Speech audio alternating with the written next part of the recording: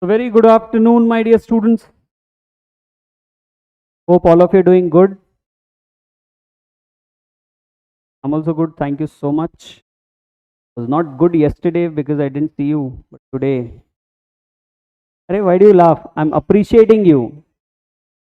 Shame. Okay. So when someone appreciates, give compliment, accept it, take it, isn't it? When someone talks positive about it, take it. But rather, what has happened these days is when someone talks positive or gives compliment, no, we question, we doubt. Is it? Suppose someone says you're looking good. Is it? Really? So you're doubting. But when someone says you're looking ugly today, immediately you'll say, actually I didn't get time, I woke up. That means you have accepted. So something which is negative, we accept. Something which is positive, we doubt. Rather it should be ulta, reverse. Someone talks negative, you should doubt. Anyways, I hope all of you are doing good, fantastic, and ready for the session. So let's quickly recall what we have discussed. If you remember, we have discussed the list of chapters. So chapter number 1, come on, chapter number 1 to 29 we'll talk about. 1, preliminary. 2, incorporation and incidental matters. 3, prospectus and allotment of securities. 4, share capital and debentures. 5, deposits. 6, charges. 7, management and administration, which includes general meeting also. 8, dividend. 9, accounts, dividend on the basis of accounts. Then 10, audit and auditors. 11, directors, appointment, qualification. 12, powers and restrictions, board meetings, isn't it? 13, managerial person, appointment as well as remuneration. Directors remuneration also is included there only, okay? Separately it's not there. 14, III. 15, CAA, compromise arrangement amalgamation. 16, prevention of oppression and mismanagement. Don't try to see the book or board, okay? Try to recall. If you say wrong also, I'm not going to punish you, right? So please, okay, try to recall without seeing. 17, registered valuers. Very good. Mismanagement, no? So next is registered values. 18, come on, defunct, defunct companies. 19, sick companies. 20 is winding up, 0 winding up, right? 20 is winding up. 21, unregistered. 22, no sir, before that is 21A, producer companies. 22, right, companies incorporated outside India. 23, government companies. 24, no sir, 26 will say first. Why? Nidhi companies. 24, 25, administration related, right, registration office and fees, then calling information statistics. 27, NCLT, NCLAT. 28, special codes, etc. 29, miscellaneous. So out of this, what do we have in our syllabus? Do we have chapter 1? Yes sir, indirectly it will be there. Definitions we cannot afford to miss. Section 1 we cannot afford to miss. Chapter 2, yes sir, incorporation, incidental matters, because first topic itself is formation and conversion. Then, come on, chapter 3, no sir. Chapter 4, the debentures related. 5, deposits.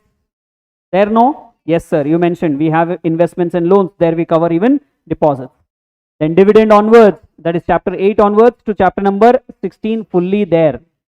Then, come on, 21, 22, unregistered companies, companies incorporated, and then, though they don't say, but some miscellaneous provisions also we have to refer, isn't it?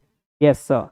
Then we even talked about schedules. Schedule 1, we'll not say like that, we'll say table A to E MOA, depending on the company of course. And predominantly the companies are company limited by shares. That's where I've told you, no, if someone asks you where is model MOA given, you will say table A. Though we know table B, C, D also contains model MOA, but then because predominantly it is company limited by shares, that's where we'll say table A. Same way table F to J, articles of association. Correct? F to J, articles of association, depending on the type of company. Again model articles, if they don't specify type of company, we will say is table F. Then schedule 2, depreciation. Schedule 3, financial statement. Schedule 4, independent directors. Schedule 5, appointment and remuneration of managerial person. Schedule 6, infrastructure activities. Schedule 7, CSR. I said first, right?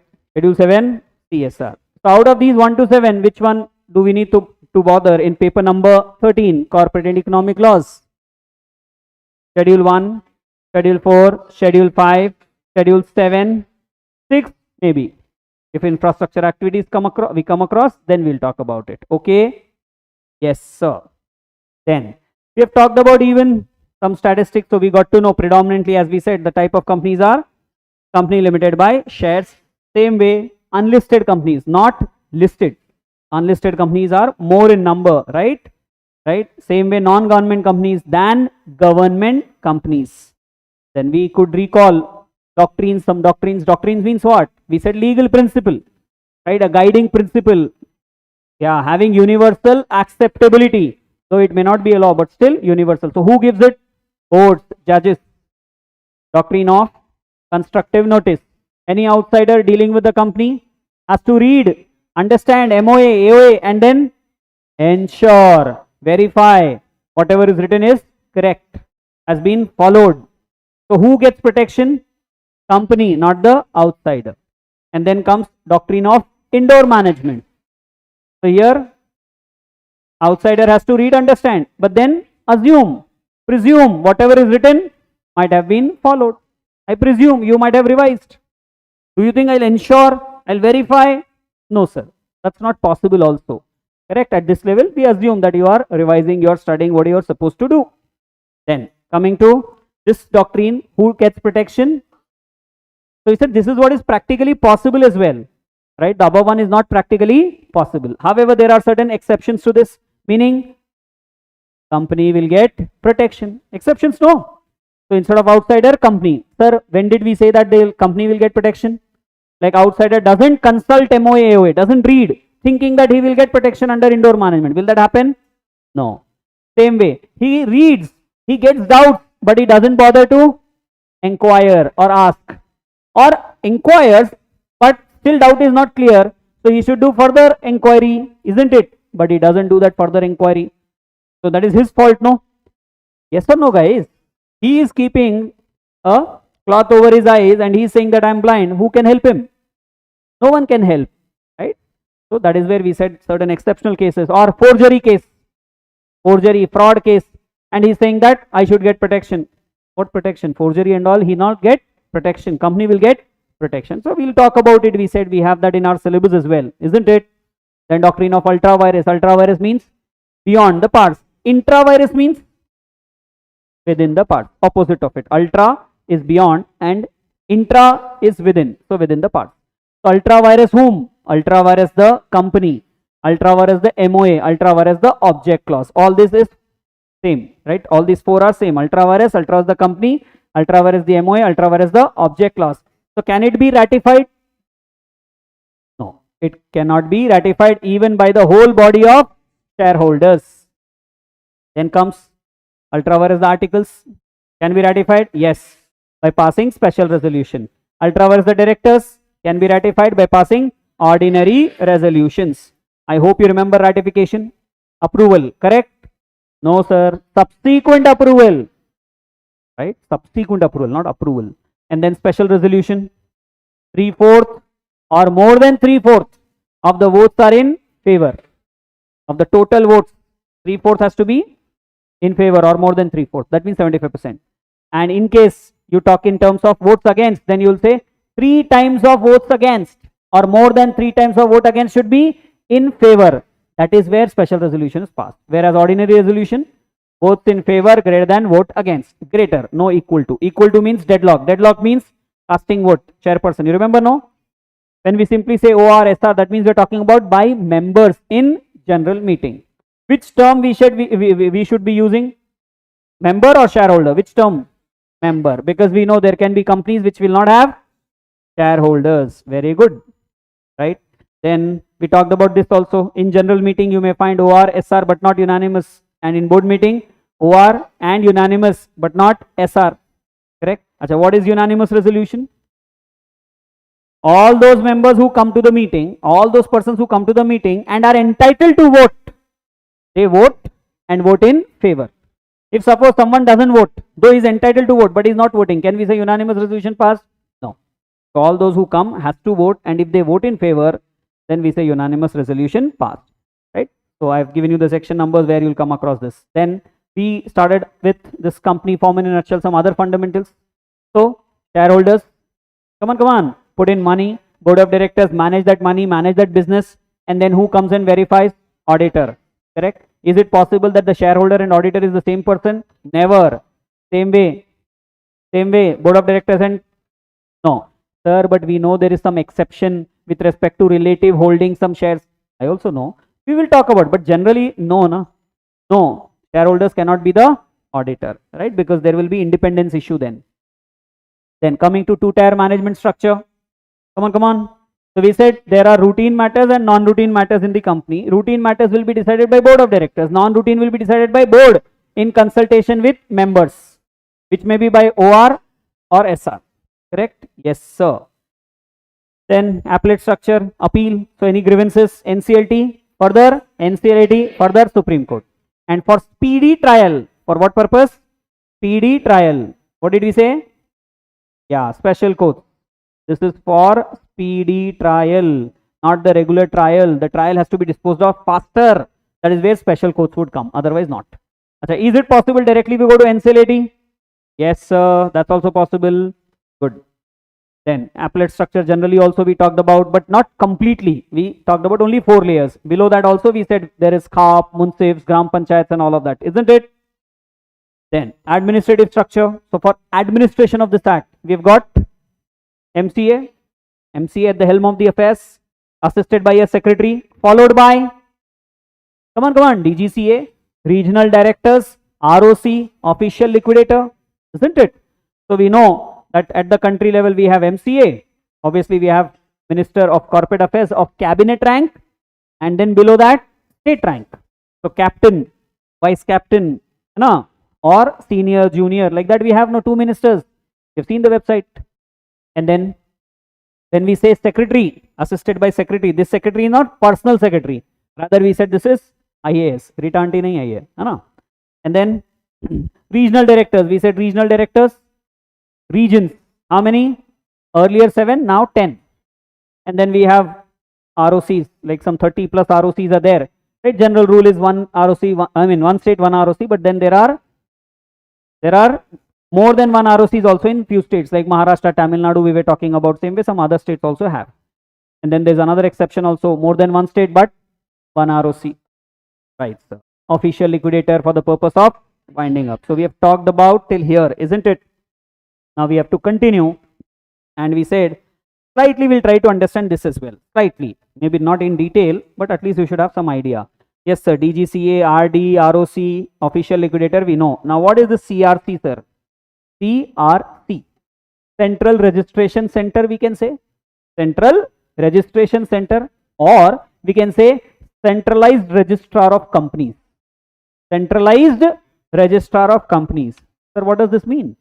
Suppose we want to incorporate a company, but we will be doing this a bit later. However, we want to reserve the name now itself. We want to reserve the name now itself with which we want to incorporate the company. So what can we do? We can reserve the name. You might have read reservation of name. Same way you will say, sir, once we file the incorporation documents, the ROC will verify, will go through that, and then if satisfied, will issue a certificate of incorporation. So in that case, tell me who is that ROC who is verifying? Tell me who is that particular ROC who will reserve the name? CRC. Centralized registrar. That means it's not like one state, one ROC. This is for whole of India, this ROC is there. Background, he will be doing that work. So there are few functions which the CRC performs. Okay, so let us say you have some company, or you want to establish some company in Hyderabad, in state of Telangana. So which ROC you will have? Sir, ROC Hyderabad will have, plus for some matters CRC also will be there, and the same CRC will be there for Orissa also, same CRC will be there for Tamil Nadu also, will be there for Maharashtra as well, because that CRC is central, right? Understand? Okay, I hope my dear YouTube live students are also able to follow me. A very good afternoon to all of you. Hello, hi, Shabba Khair. No, Shabba Khair, so we say it at the end, right? You also don't know. No problem. So we say it at the end. Adab. Yes, guys. Coming back. So left hand side is clear. Come on, beta. Tell me. Yes. Now talking about autonomous bodies. What is autonomous bodies? They're independent. They can decide their working. They can decide their rules. Yes or no? Autonomous universities we talk about. Autonomous. Okay. IICA. Have you heard of it? Indian Institute of Corporate Affairs. What? Sorry. Indian Institute of Corporate Affairs. Now you say, sir, I want to become independent director. I want to become an independent director. I hope you are aware that you need to write some examination. Sir, how will we be aware? cmainter. Directors related some provisions you have read. So independent director. So I want to become independent director. You want to become independent director. We'll have to write some examination, some test. Pass that test with requisite percentage of marks. Then we are eligible. Otherwise, we are not eligible. Understand? Now, question comes: who conducts this examination? IICA, Indian Institute of Corporate Affairs. Same way, now Subhashini will say, sir, I want to work in MCA. I want to work with MCA. Possible, right? You can pursue some courses which are offered by Indian Institute of Corporate Affairs and then get a job there. Okay. Have you ever seen MCA's website? You have. Why you have not seen? You have. Don't say no. Now you are seeing, see? Right? So just observe here, Indian Institute of Corporate Affairs. Okay. So you will find these are the websites. If you tap, if you click on it, you will reach their website. Okay. So this is this particular autonomous body which can help us become an independent director, or for that matter take up employment in MCA. Okay. Okay, sir, something we got to know. Indian Institute of Corporate Affairs. Next, NFCG. CG, corporate governance. Don't say central government. Huh? Now we can understand NFCG. So CG here indicates something else, not your central government or ministry. So this is corporate governance. So that means there is some foundation, some federation for corporate governance. And then next one is CSR. Visible, no? CSR, corporate social responsibility. So something to do with, come on, some body to do with CSR, right? Again, if you just see here, you will find, yeah. What do you see? Here, NFCG, okay, National Foundation for Corporate Governance, and then that is the CSR thing. So we have few bodies like this who are dedicated for corporate governance and CSR. Okay, sir. Then professional bodies, anyways, we know. I don't think I have to elaborate. Then statutory bodies. IBBI, heard of it? Yes, sir. Insolvency and Bankruptcy Board of India. Are we going to talk about it? Yes, sir, very much. Why? IBC. So we are going to read, we are going to study IBC. There we'll come across this statutory body called as Insolvency and Bankruptcy Board of India. Then we have got NCLT, which you know. Next is IEPFA, Investor Education and Protection Fund Authority. Investor Education and Protection Fund Authority. Oh, so there is some fund, sir. Yes, there is some fund for investors education and protection. So there will be, or there has to be, some authority who has to manage this fund. No, that is what it is. Are we going to talk about it? Yes. Dividend topic, we are going to talk about this IEPFA. IBBI also we'll talk about. Okay. Next, NFRA, National Financial Reporting Authority, you know it. Acha, IPFA you got to know now something. Yes, sir, that's an authority which is for the purpose of educating and protecting the investors' interest, and that requires money. So there is a fund. So they will take care of that fund. Next, CCI, Competition Commission of India. Are we going to talk about it? Yes, sir. So we are going to talk about IBBI, IEPFA, NFRA, CCI, isn't it? Sir, what about IICA, NFCG? No, that we don't. But at least idea we should have. Next, SFIO, Attached Offices. Serious Fraud Investigation Office. So obviously a part of our syllabus. Reason? Chapter 14, III, Inspection, Inquiry, Investigation. There we'll be talking about SFIO. Okay, so few things are there in your syllabus, few things are not there. So whatever is there, we'll study. Whatever is not there, at least have some idea or knowledge. Okay, later when you need, you will study in detail. Is it clear till here, all of you? So let's go ahead and talk about now. Administrative, so anyways we talked about, right? This is what I was administrative, no? So here we said 10 RDs are there, same way ROC I was talking about. Okay. What is adjudication? Sir, this you could have taken in basics of law also. What is adjudication? Yes, there was a possibility. But also nothing wrong if I talk about adjudication here, because I want to understand who do you think in company law will be the adjudicating authority. But before that, what is adjudication? Adjudication, judging, adjudging. Judging, when will they judge? Sir, when they receive some complaint. So is it that when they receive complaint, they'll pass the judgment? Sir, there will be some inquiry, there will be some trial, there will be some proceedings. Yes or no? So adjudication is a process. Not that complaint received, order passed. Complaint received, order passed. Does this happen? No, sir. There has to be in between. Come on, proceedings, trial, isn't it? Something has to be there. No, inquiry has to be there. That is what is adjudication. So now please tell me, who should be involved in this adjudication? Sir, some authority. Who should be doing it? Achha, that authority should be of a higher rank or lower rank? Of course, higher rank. Of course, higher rank. Achha, should it be always a court only? Tribunal, appellate tribunal, court?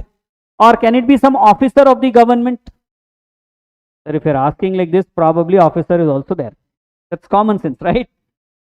Like SEBI might have some officers appointed for the purpose of doing inquiry and then punishing, passing penalty orders. Possible or not? Yes. So kindly understand, that's why I've taken this, to make you understand or to help you understand that officers appointed by CG or some authority also can be adjudicating authority. Clear? So what is adjudication? Upon a complaint received, some inquiry is held, some trial, some proceedings will take place, and then order is passed. Order passed for what? Imposing penalty or not. Now you will say, sir, before imposing penalty, before deciding the quantum of penalty, will they consider certain factors? Will they consider certain factors? Yes, sir. If you're saying maybe yes again. Nahi bhai. But if you use logic, now you have to punish someone. Suppose someone has done some offense, you have to punish. Will you not consider whether he intentionally did or unintentionally it happened? How many times he has done this same type of offense in the past? Is he repeatedly doing this? Come on guys, what is the impact of this on others and how many are affected? How much profit he made? How much loss others incurred because of he doing some mischief? Will you not consider this? You'll simply impose the penalty? No, you'll consider. So same way, adjudicating authority who is passing an order to impose penalty will consider certain factors. So we need to understand what are those factors which are considered before imposing the penalty. That is the next slide. Okay, but first thing, upon complaint received, inquiry, trial, proceedings, order will be passed to impose penalty or not. So this is a process. What do you mean by process? Where several steps, multiple steps, right? Steps are involved. Then we say process. Only one step. Then we shall we say process? No. You are also in a process now, no? You were raw material when you joined CMA Foundation. And now, very soon you will become finished product, finished good once you clear your CMA finals. Am I right? So there is a process. Several steps you are taking here. Same way, we are talking about this. Okay? Right, sir. So adjudicating authority, as we said, not just courts, but also Right, officers. Officers appointed by CG or authority. Can you give example for authority? Yes, sir. Just now you said SEBI. Maybe CCI you will say. Maybe IBBI you will say. These are all authorities. No. So these authorities also can appoint some officers. And obviously that should be of higher rank, not lower rank. Now what are the factors which are considered before imposing penalty? Sir, and you wrote section 446A. Yes, that's a section also. That means they have incorporated these factors in company law, Companies Act. So from the beginning it was there or no? From the beginning these factors were there. Why? How can you say no? Very good. 446A. So amendment. So principal act, original act, this was not there. Later on they added because they felt there is a necessity of this. So let's see the factors. Do we know? Yes, sir. Already we discussed. What did we discuss? Sir, we said whether intention matters or not. So we said yes, intention matters to decide how much penalty. Same way, repetition. How many times he has done this in the past? 1 time, 2 time, 3 time, 7th time, and he says, please, please forgive me. What will we say? Oh, Durmargudu, no forgiving now. First time means at least lesser penalty will be there. Correct? Nature of default. If the default is severe, then penalty also is severe. Size of company. Bigger the size, bigger will be the impact. So more should be the penalty. Just imagine listed company does something wrong.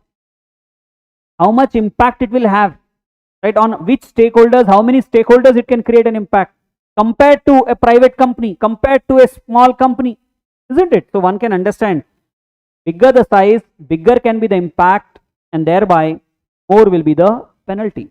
Nature of business, nature of business service, right? Or manufacturing, like that, we'll have to see that also. Injury to public interest or not.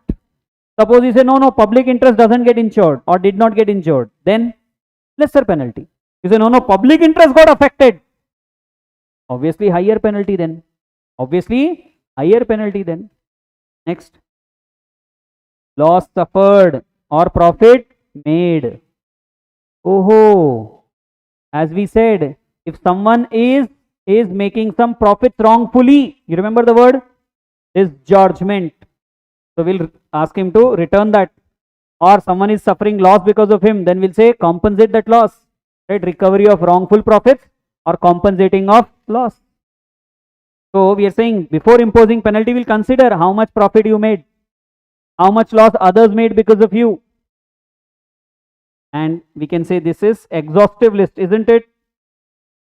Yes, sir. No. What did we write at the end? Etc. Etc. means exhaustive. No, sir. Inclusive. That means more items can come. More items can be included. Inclusive. So, included. Generally, these are the factors. So, we talked about it, and even it is supported by section number 446A of Companies Act 2013. And I hope you remember 446B also. I have shown you that day. Forgot so early. Lesser penalties for small company, OPC, producer company, and startup private companies. For them lesser, no? How much lesser they said? Half, 50%, half. 1/2 they were saying, subject to some maximum penalty also there. So 446A, 446B is a part of our syllabus or no?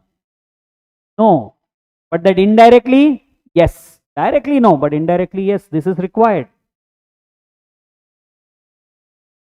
I hope you are making a note.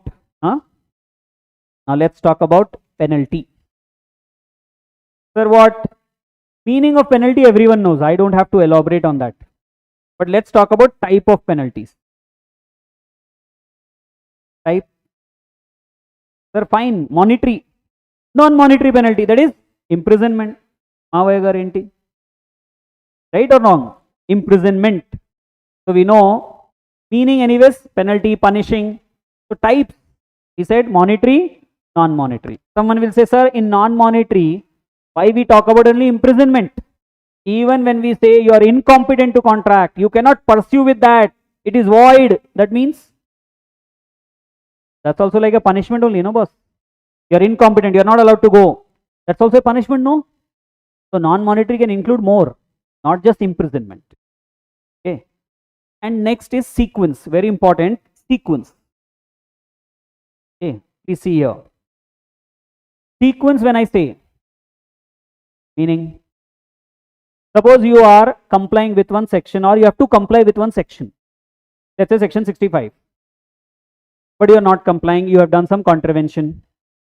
Then do you think there will be a punishment? Yes, sir. Ideally, there should be some punishment. So, if at all I say there is no punishment in that section, does it mean there is no penalty at all? No punishment at all? No. There may be punishment or penalty in some other section for that section. 65 doesn't give the penalty, but who knows, in 66 it is written, 67 it is written, or at the end of the chapter, maybe there is a general penalty clause for the chapter, or if not that, then maybe general penalty clause for the act. And already you are aware, section 450 is the general penalty clause for the act. So nowhere you find any penalty, that means that penalty given under 450 will be applicable. So this is the sequence in which we try to find where is the penalty given. Okay, first one, specific section. Second one, neighboring sections. Third one, general penalty clause for the chapter. Fourth one, general penalty clause for the act. And if I have to connect this with your day-to-day life, I'll take a simple example. Okay, let's say Ishwar, Ishwar's parents are going out now. He's in class and they're going out. They're locking the door and he doesn't have the duplicate key, second key. Now what will they do? Now they are going to return in the night only, and this fellow obviously will return in the evening after the classes gets over. So now he doesn't have second key. So what will they do in order to provide the key to him? Sir, one possibility, doormat, shoe rack, pot, flower pot, plant, whatever. Yes or no, guys? First possibility. Second possibility, sir, Rama aunty, Varma aunty, Reddy aunty. Yes or no, guys? Yeah, same floor probably, or next floor, something like that. Third possibility, let's say Rama aunty not there, Varma aunty not there. Then third possibility, watchman, very good, security guard, he is also not there. Or you don't, parents don't trust, you don't trust. Then, sir, we have a comty shop in our colony. Comty shop, kirana shop, lala shop, pan dabba, something will be there, no, of the colony. So maybe there. Four possibilities are there. Correct me if I am wrong. So now just understand. Specific, doormat, shoe rack, specific. Other section, neighboring sections, neighbor, Rama aunty, Varma aunty. Third, come on, chapter, that means security guard of the building. And then of the colony, that means of the whole of the act. Understand? This way we can know the sequence, easily remember it. So this is very important to understand, because normally what happens is we see, array, no penalty given there for contravention. Oh, aayega pandkovali. Isn't it? Meaning, relax, chillax, bro. No, boss, we have to see other sections, refer other sections, find who knows penalty given there. Same way, if not there, general penalty clause for the chapter. Okay, now you'll ask, sir, how many chapters have got general penalty clause? You may ask this question to me, sir, how many chapters have got general penalty clause? So if I correctly remember, which I do, what I think, chapter number 6, you will find general penalty clause. Okay, good enough, boss. This one. Okay, so chapter number 6 you will find. Then chapter number 10 you will find general penalty clause. Chapter number 11 you will find general penalty clause. Chapter number 22 you will find general penalty clause. Chapter number 22 as well. So which chapters I said? 6, 10, 11, 22. These chapters you will find general penalty clause. So tell me, Noted, no? 6, 10, 11, 22. Sir, easy also. 11, then double, 22, 10, 11. Yeah, so we'll remember. 2, 3 times we revise, we'll remember. So now please tell me, for these 4 chapters, will section 450 be applicable? What is section 450? I said general penalty clause for the act. Answer. Oh, auntie. Already we are saying general penalty for chapter is there. Then why do we need general penalty for the act in those chapters? No, not needed. Already security guard there, auntie. And you trust him also. Then why do you go to Lala shop? Isn't it? So wherever specific section, there also general penalty won't come. Wherever general penalty clause for chapter is there, there also the general penalty clause for the act won't be attracted. Clear to you?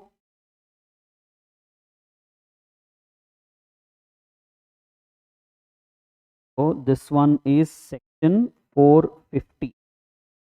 This one, as we said, is for chapter number 6, 7,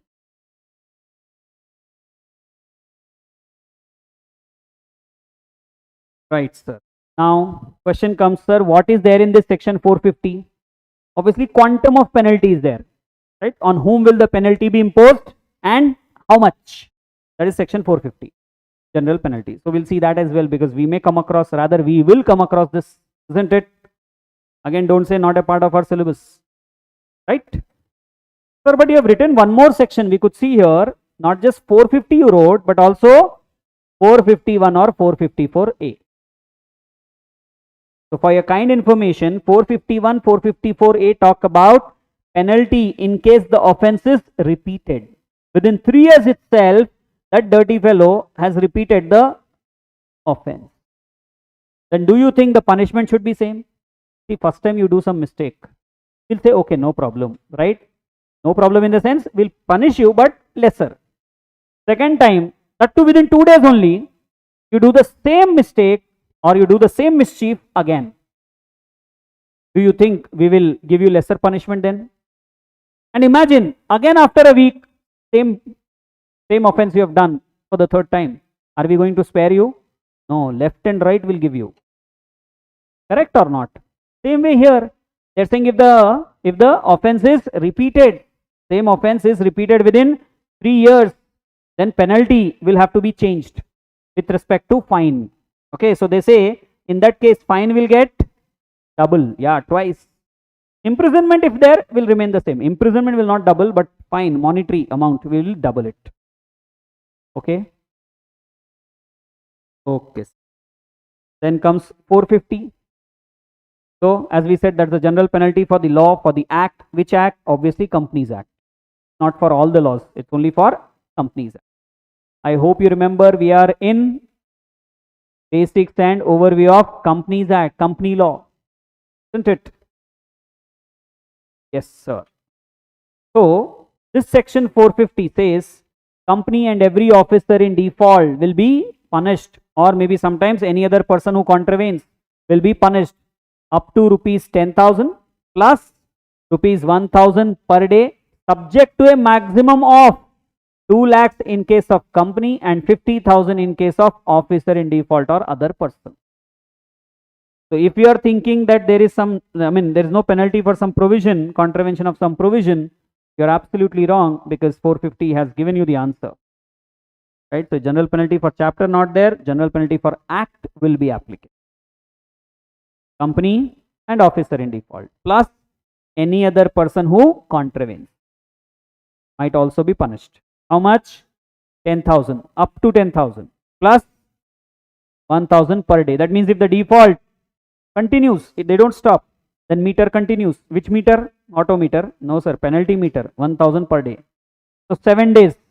So 7 into 1,000, 7,000. So 10,000 plus 7,000, 17,000. Sir, 100 days, 100 into 10, 100 into 1,000, 1 lakh. 1 lakh plus 10,000, 1 lakh 10,000. So 300 days, 300 into 1,000, 3 lakhs. 3 lakhs plus 10,000, 3 lakh 10,000. No sir, subject to a maximum of 2 lakhs. So 3 lakh 10 will not be 3 lakh 10, it will be stopped at or restricted at 2 lakhs in case of company and 50,000 in case of officer in default or other person. Am I clear? So can they ask you in the exam? Definitely yes. And you can't even say out of syllabus. Isn't it? You cannot say out of syllabus. These are things which are required to be read whether in the syllabus or not directly. All right. So we have understood. Sir, you are a bit fast. Am I? I don't think so. The content is not that complex where I need to go slower than this. Now, in the note I have written something there. 447 is penalty for fraud. Not a general penalty for fraud. So what does this mean? What does this imply? Can someone help me understand what does this imply? Not a general penalty. That means only when expressly mentioned then it comes, otherwise not. See, 450 will not be expressly mentioned. We have to understand if specific penalty not there, neighboring section there also not there, general penalty for chapter and that is also not there, then this is implied. That is implied. But 447 need to be expressly mentioned. That's why we are saying it is not a general penalty for fraud. And that is where in the glossary you need to make a section. I said a list where we said we'll get penalty under 447. You have to prepare a list. I've told you sections covering penalty under 447, like section 8. I hope you're aware, section 8 companies. So if they have incorporated that section 8 company for fraudulent affairs, for carrying on the affairs fraudulently, the very idea of incorporating section 8 companies to do fraud, in that they only mention in section 8 only it is mentioned 447 penalty will be imposed. So that's why it will come. So expressly it need to be mentioned. Then only it comes, then only it is attracted, otherwise not. This is what is the meaning or implication of it. Okay, 450 is not like this, that is implied. Now you'll say, sir, what is that quantum of penalty given under 447? Like 450, what's the quantum? You understood, on whom will impose and how much. Same way, now you may ask, sir, what about 447? So do you think here we will say company officer in default? Here what will we say? Any person who is involved in fraud. We're talking about fraud. So here we'll say any person who is involved in fraud, he will be punished. So we'll not say like company, officer in default, other person, directly that. Any person found to be guilty. Okay. Second thing, do you think the penalty for fraud depends upon the amount involved in fraud? Don't say yes because I'm asking. You think, suppose some person has done 2 lakh fraud, some person has done 2 crores fraud, some person has done 2000 crores of fraud. Don't you think the penalty should be different, should vary? Yes, 2000 crores of fraud, so obviously penalty should be severe. Rather you will say, sir, lifelong imprisonment should be given or hang him until death. Correct or not? 2000 crores, boss. That means a lot of public money involved there. So you need to understand, anyone who is making this section will keep in mind the amount involved in fraud, isn't it? So that's where they also say this punishment or penalty for fraud depends upon amount involved in fraud. Okay, so now amount involved in fraud, first option is, they're saying at least 10 lakh or 1% of turnover, whichever is lower. Second possibility is less than rupees 10 lakhs or 1% of turnover, whichever is lower. Okay, let us discuss first possibility. What is the first possibility? At least. At least means what? Greater than or equal to. Greater than or equal to what? 10 lakhs or 1% of turnover, whichever is lower. Then second possibility, less than, because greater than or equal to covered here, so obviously second possibility is less than. So that's what? Less than rupees 10 lakhs or 1% of turnover, whichever is lower. Now clear? I mean, can you see this properly now? Okay. So, sir, first of all, why did you put bracket there? Is there any significance of brackets? I put some bracket here, no? Why? Sir, it becomes easy for us to read. Greater than or equal to 10 lakhs or 1% of turnover, whichever is lower. So just imagine 1% of turnover comes to 70 lakhs, 70 lakhs. So 10 lakhs or 70 lakhs, whichever is lower. So which is lower? 10 lakhs. So if someone is doing some fraud which is more than or equal to 10 lakhs, then it will be first possibility, no? And suppose you say 1% of turnover comes to 7 lakhs. So 10%, 10 lakhs or 7 lakhs, whichever is lower. So which is lower? 7 lakhs. So that will fall under the second possibility, isn't it? I hope you are able to follow what I am saying. Okay, I'll write the example here itself. 10 lakhs or what did we say? 70 lakhs. So we said 10 lakhs is lower, right? And if the amount involved in fraud is greater than or equal to 10 lakhs, let's say fraud amount involved in fraud is 17 lakhs, then it will come here, no? 23 lakhs, then also it will come here, no? Yes, sir, because greater than or equal to. Suppose I say 10 lakhs or 7 lakhs. What is 7 lakhs? 1% of turnover. Then which is lower? 7 lakhs. Which is lower? 7 lakhs. So now what will you say? Come on, if less than 7 lakhs fraud is there, like 6 lakhs, 5 lakhs.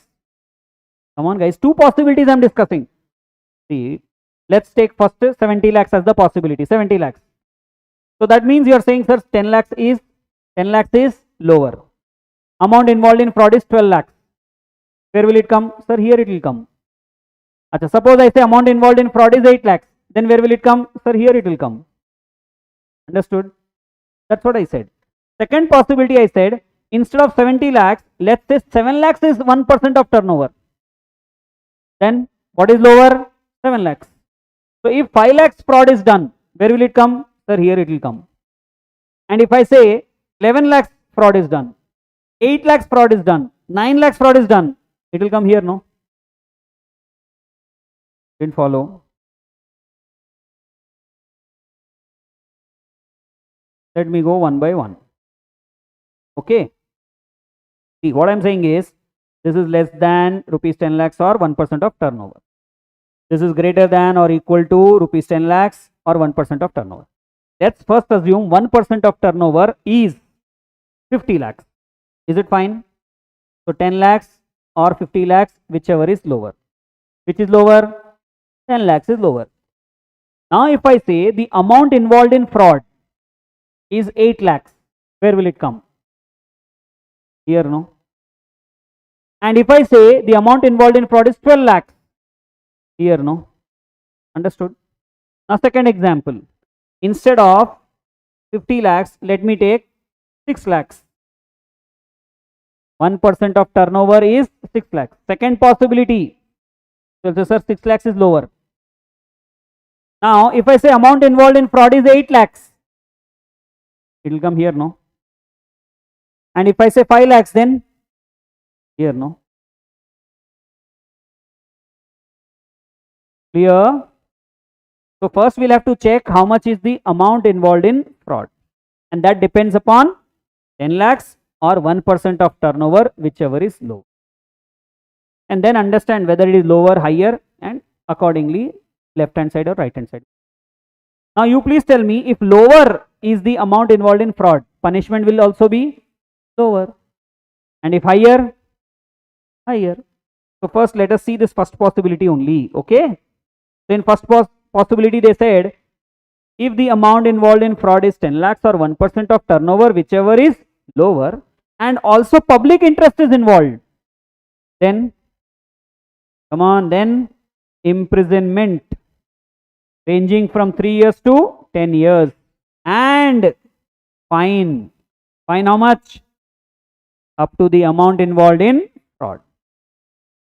But just in case you say public interest is not involved, then just one change, and that change is instead of 3 years, they're saying 6 months to 10 years, and fine will be up to the amount involved in fraud. Okay, so what did they change? From 3 years, they've changed it to 6 months because public interest is not involved. Clear to you? So is it compoundable offense? Non-compoundable? Non-compoundable. What did they say? Imprisonment and fine.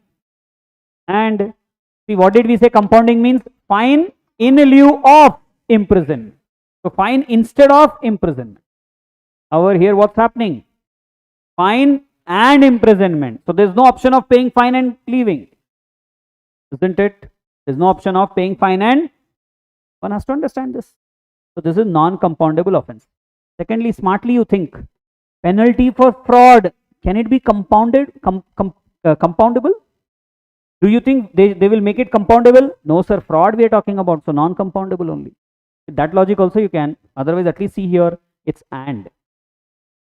Now let's check, if lesser amount of fraud has happened, then what? So they say imprisonment up to 5 years or fine up to rupees 50 lakhs or both. Compoundable. So penalty for fraud, but this time lesser fraud, no. So they've kept it compoundable. How much is fine? Up to 50 lakhs. How much is imprisonment? Up to 5 years, or even both can be levied. Sir, can they ask this in MCQs? Yes, there's a possibility. Why not? So what did you understand? Sir, penalty for fraud is not a general penalty. It is only when expressly mentioned, then it comes. Then second thing we understood, it depends upon amount involved in fraud. Higher the amount of fraud, higher will be the penalty. And that too, if public interest is involved, then to furthermore. Lesser the amount involved in fraud, lesser will be the penalty. Higher amount, then non-compoundable. Lesser amount, compound. We could understand all this now from here. And who's punished for this? As we said, any person involved. That's right. Did you see your company, OID and all? No.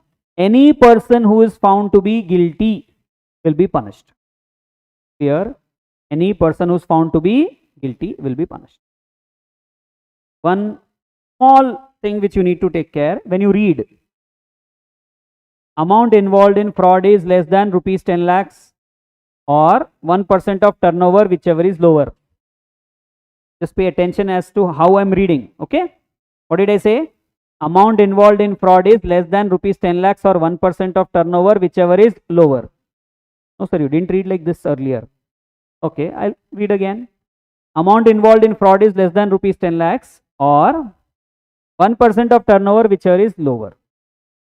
This is one way of reading. Second way, amount involved in fraud is less than rupees 10 lakhs or 1% of turnover, whichever is lower.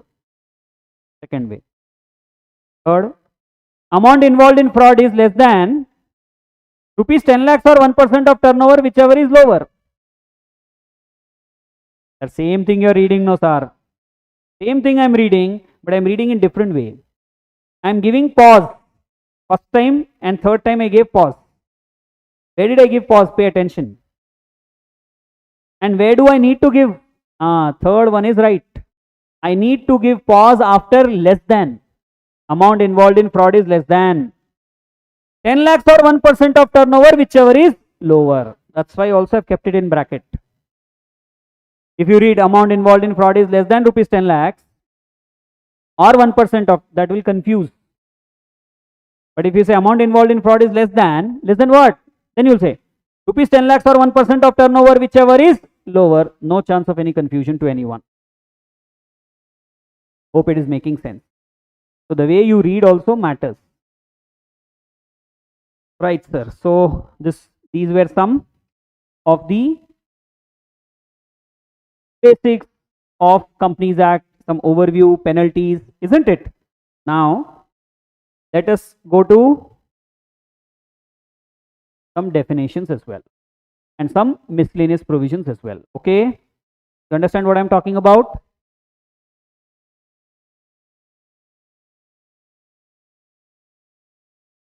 You want to see miscellaneous first? Guys, you want to see miscellaneous first, or here also I've written, if you just observe, once you get the book, you'll find that here also I've covered. If you just observe details, which chapters, you'll find, right, which module, which topic covers which chapters is clearly written. Then please, this list of chapters also I've given it along with sections. I was telling you, where do we have parts? All the chapters have got parts? No. See, chapter number 3, we have got 2 parts.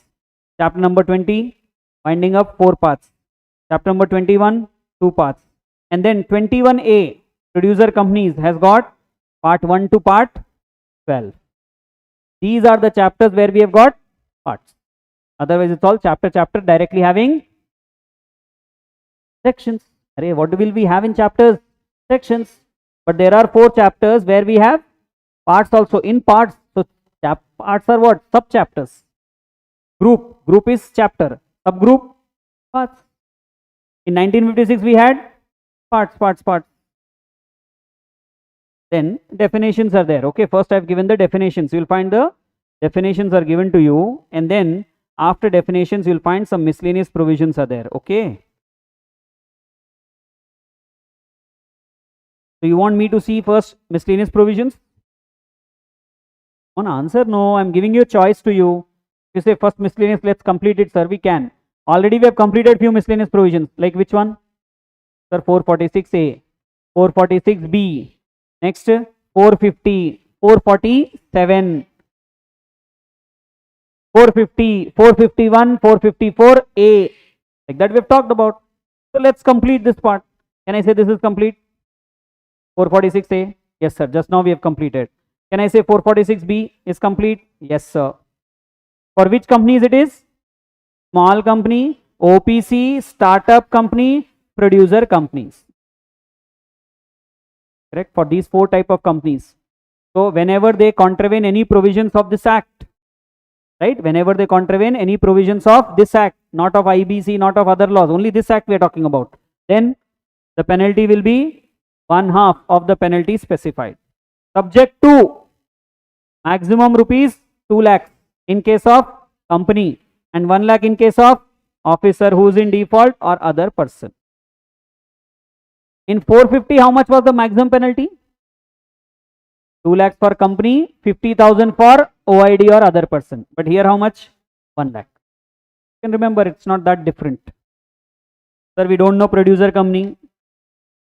I don't think you can say that, because I have told you in brief what is producer company. Come on, what is producer company? Sir, which is into agriculture, farming, horticulture, pisciculture, like that. We talked about animal husbandry and all. Unorganized sector, that's producer company. We took Teja's example. Teja want to start a company which should or which wants to get into farming. So can he set up producer company? Yes. Startup company is a public company or no? No. Startup is a private company or a partnership firm or a LLP. And how many years that will be called as a startup? Good. Maximum 10 years. We'll not say 10, we'll say maximum 10. How much turnover maximum its startup can have? To have the tag of startup, maximum turnover 100 crores. In every year, max to max 100. Suppose they touch 101, that means they lose the tag of startup. So 10 years, every year we have to check. And is it possible that an existing company which has got 4 divisions, split one of their division and make it a company and say this is startup? No. Splitting, reconstruction way, it should not be formed. It should be afresh. It should be formed afresh. Very important condition in startup. It should be innovative and scalable. Whatever business they are doing, that should be innovative and scalable. That means it should have the potential to grow, generate wealth, generate employment. Then we say scalable. Understand? So that way there are some conditions. Do we have this in syllabus? Obviously, yes. Types of companies we have now. We are seeing startup. We'll come across startup word so many times. We should know that, right, guys? What did I say? Tell me first. Sir, private company, right, or firm or LLP. Next. Come on. Sir, 10 years. The turnover should not exceed 100 crores. Next. Innovative, scalable. So all these conditions or any one condition has to be satisfied? All. Sir, all conditions if satisfied, then only DPIIT, Department for Promotion of Industry and Internal Trade. It comes under which ministry? I've told you already. MCI, Ministry of Commerce and Industry. So they will declare. You cannot self-declare startup. They will declare. Understand? Provided these conditions are fulfilled. Once a startup, always a startup? No, sir. Max 10 years. But third year itself, they touch 120 crores of turnover. No more startup. Or that private company convert themselves into public. No more startup. Understand? So we know 446B. Correct? 447 just now we have completed, punishment for fraud. 450 again we completed, general penalty for the act. Same way 451, 454A. Just observe what's the difference between 451 and 454A. Just observe for once. Very, very good. Sir, we could see here company or an officer. And here it is company or an officer or any other person. Otherwise 3 years, twice the amount, that's all same. Correct? 453. Sir, this so we have read in cmainter only. Suppose there is a private company, then in their names, private limited words should be there, no? But if they write limited, instead of private limited, they are writing limited. That means they are showing to the world that we are public company. Actually, they are or. There is some group, there is some association which is not a company. They are calling themselves as company by writing limited, private limited word. Then punishment, default, correct. So default, so punishment should be levied. So that is where the punishment given under 453. So you have read this in your cmainter because you read incorporation topic, incidental matters. So limited, private limited name we discussed there. Okay, so 500 rupees to 2000 rupees per day. Sir, but why will someone put wrongly this limited wrongly what do you say, private limited words? Why will they have those? Why will they have those, or why would they like to have the words limited, private limited in their name? If they are not a company, why should they project themselves to be a company? Don't you think credibility will go up if they say we are a company? They'll be able to attract more stakeholders, more customers, more suppliers. Come on guys, imagine there is a company and there is a partnership firm, there is a sole proprietorship. Which one would you like to prefer? Company. They say our company's policy will be, okay. My policy, isn't it? So understand the credibility. You go to a bank and say we are a company, we want to take loan, we want some financial assistance. Do you think bank will be ready? Yes. But when you say you are a partnership firm and all, they will not be that ready. So understand, company has got more credibility than any other form of business. So that's where, though they are not a company, they'll say limited, private limited. That means they're projecting to the world that we are a company, or they are private company but projecting as if they are public, and vice versa. So for this, definitely there has to be a punishment, and that's what they have done, or they have defined in section 450. Okay, limited or private limited as the last word, this will carry punishment. Okay, next, power of CG to grant exemption. You know, there are exemptions for small company, private company, government companies. Come on guys, small companies, producer companies. Who gave the power to the central government to grant those exemptions or apply the act, apply the provisions in a modified manner? Yes, this section. So if you ask Nirmala ji, how dare you give exemption. What will she say? Shikara. See this section. Parliament gave me the power. No. CG means what? Ministry. So that ministry will say, Parliament gave me the power. Parliament, how? Sir, act made by whom? Parliament. So Parliament gave the power. Clear? And do you think when these exemptions are given, it is Nirmala ji's duty to lay this before the Parliament? That we are giving so and so exemption for so and so class of companies, or we are applying provisions in a modified manner for so and so class of companies. Do you think that should be laid before the Parliament? Yes, sir. Just because they gave the power, does it mean they are not answerable? Answerable, no? Just because your mom dad said, go for a movie tonight, okay, or today. Now, can't they ask the question, where did you go, with whom you went, which movie you went? Or don't you think you should inform? Even if they don't ask, because they gave you that power, they gave you the money, go enjoy. So at least can you tell them, share with them that this is the place where I've gone? Come on, answer. Yes. Same way here. Okay, so Parliament is in session for minimum 30 days and all. They'll be placing it before. Okay. Right, sir. See, have this idea. Otherwise, it will be like someone asks, where is it written? You are like blank. No, that won't work. Then 469. Power of CG to make rules.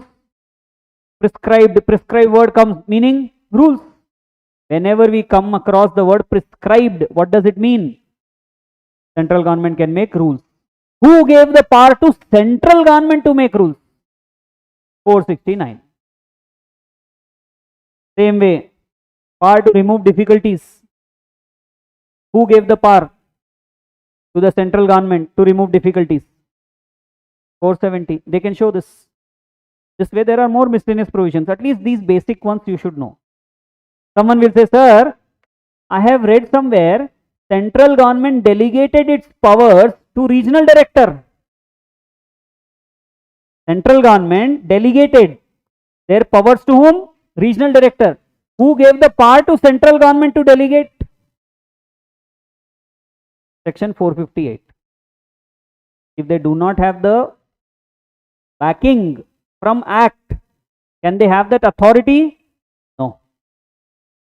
Come on, guys. Can I just see? I love teaching. So no one appoints me in this academy. I just walk down. I'm just walking by the street. So I see this board. Oh, academy, CMA course. So I just step in. Students are also there. Let me start. Can I do that? Right? The coordinator will come and ask, who gave you the authority?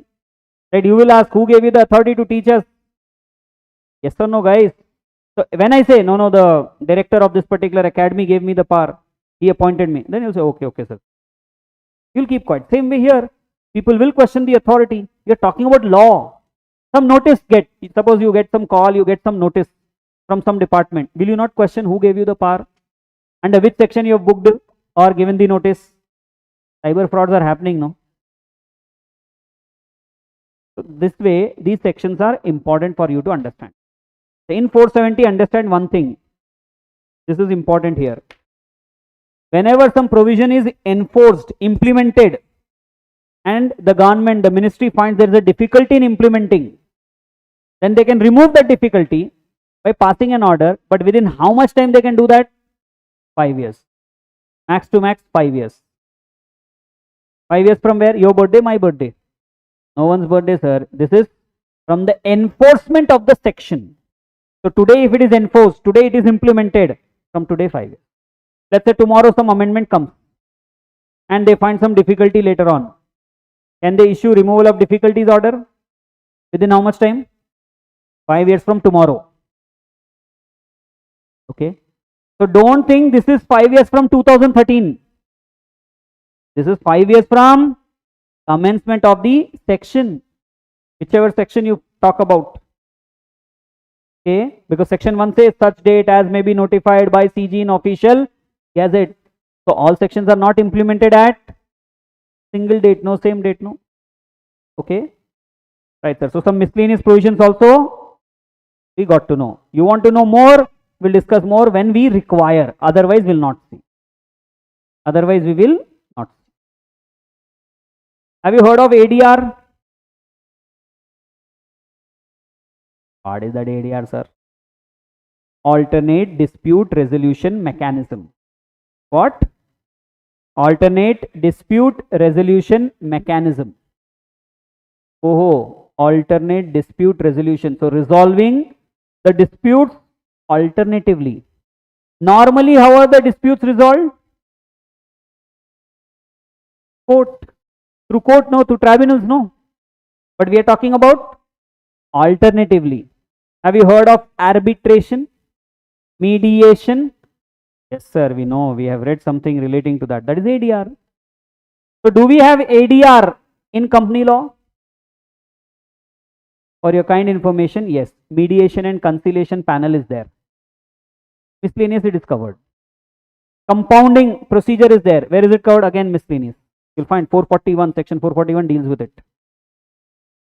So that way we have some more provisions which are important as well. But when we need, that time we will see. Required now? No. So let's get into what is required now itself. Okay. Again, I repeat, we are in basics and overview of Companies Act. Overview done. Now we are into fundamentals, basics and miscellaneous provisions. Section 2, definitions, of course basics. Right, we are discussing basics, miscellaneous, overview. Overview to done. But basics and miscellaneous is what we are talking about. So now definition. Okay. This is important. As you know, some definitions will give meaning and some definitions will give clarification. I hope you are aware of this. Some definitions meaning, some definitions only clarification. Definition of company. Do you know the definition of company? Yes, sir. Company means company registered under this act or any of the previous Companies Act. Is it giving us meaning? Does that definition give us meaning? No, sir. What did you get to know? Registration is mandatory. Maybe under this act or previous act, but registration should be there under this Companies Act. Then only we will consider it as company under Companies Act. So what is it? Clarification. They just clarified. That means they know, everyone understands the word company. I am giving you company, you are giving me company. This is also company, no? Partnership firm also is a company, no? Group of people. Where there are a group of people, will say company. However, in order to call that as a company under Companies Act, it should be registered under Companies Act. Earlier some other Companies Act were there, now some other Companies Act. Achha, some company which is registered under previous Companies Act, do you think will be regulated by Companies Act 2013? Yes, sir. Will be certainly regulated. Section 1 we have read, no? So we know companies under previous company law, electricity company, banking, insurance, all of that will also be regulated by Companies Act 2013. Authority comes from there. Okay. So that's what I'm trying to say. Some definition will give meaning, some definition will give clarification. 2 clause 1 to 2 clause 95. These many definitions are there. Okay. Okay. Sir, you said clause.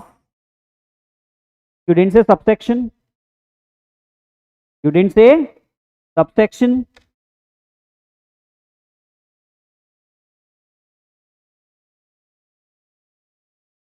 Okay, first let me show here. What is this? Sir, 85. Small company. Yes or no, guys? 85, small company. Right, paid up capital and then or. Could you see or? Paid up capital or turnover. But I hope you know, we read it as what? And. Why? So see here, this is the Bare Act which I have opened for you. Bare Act published in Official Gazette. Earlier also I have opened it, if you remember. So this or has been changed to and. Not by me, by the central government, that means MCA. Why? In order to remove the difficulty. Because every now and then every company was saying we are small, small, small and asking for lollipops, exemption privileges. They said, what is this? So they made or as and. Sir, but this way to we'll go mad. Meaning, we'll have to read this Bare Act, then we'll have to find whether there is any amendment, whether there is any rule, whether there is any circular on this, whether there is any removal of difficulties order on this, yes or no? That is where, my dear friends, we said we can take the help of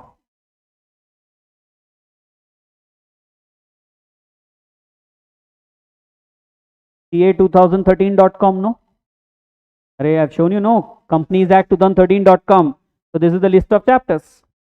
Okay, let me go to chapter 1. Chapter 1. Section 1, section 2. Let me go to section 2. In section 2 there are clauses, I said, right? 95. I'll go to 85 now, because we are discussing small company. So small company, 2 clause 85. What is written here? Small company means a company other than public company, paid up capital, and then and if you see, that is in red and some underlining. So if you tap on this, what could you see? Substituted by the company's removal of difficulties order, right? So you understood that this has come because of some removal of difficulties order. Don't you think became easy or not? Same way, sir, they said as may be prescribed. I click on this. What do they say? Rules. Which rules? That also they have named. And if you want to click on this, it will take you to those rules. Understand? Come on, guys. Then if you just come up, act, then rules, then orders. Yes sir, one order is there on this.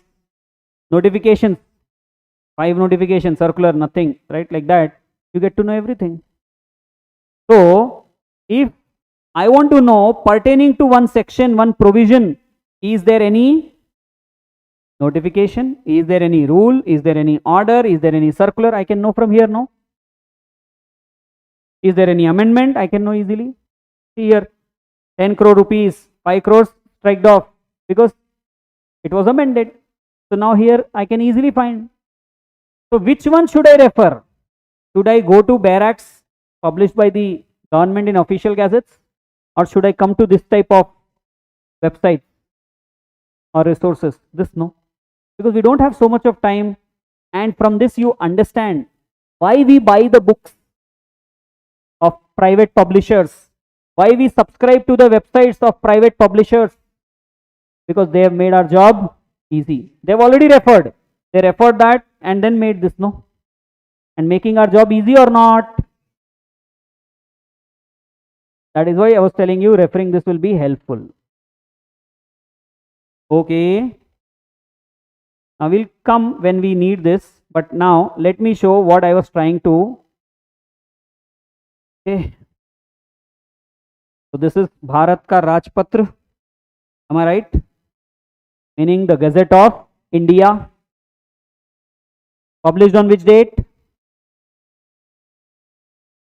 30th August 2013. Sir, something more is there. Bhadrapada 8, 9. Yeah, Hindu, as per Hindu calendar also. Okay. Ministry of Law and Justice, Legislative Department, they are the ones behind framing this, no? Yes or no, guys? Then the Companies Act. Could you see the title? Yes sir. Number 18 of 2013. What does this mean? In the year 2013, this was the 18th act. See, I am not going to show this again and again for every law, but at least one time you should see. And that too, why I am showing for Companies Act? Expert knowledge, no? Remaining topics, working knowledge, basic knowledge we need. But for Companies Act, what did they say? What? So at least see once. Later on, after becoming CMA, you will refer these things. Then 29th August, what happened? President gave the approval, assent. Companies Act 2013, President gave the assent on which date? 29th August. Then an act to consolidate and amend the law relating to companies. What is this? Preamble. Come on guys, you're making faces as if you have not read this. I've shown you already section 1, preamble, scope. An act to consolidate and amend the law relating to companies. Then the whole of the act is divided into chapters. Chapter 1 preliminary covers section 1.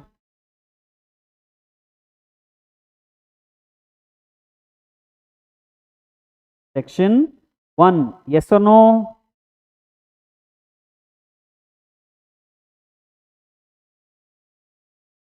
Are they writing here section? No, chapter they are writing chapter 1. They are writing 1 in bold. That's it. Preamble, did they write the heading? Preamble? No. We could understand. Now what is this in bracket? This 1, 2, 3 subsection.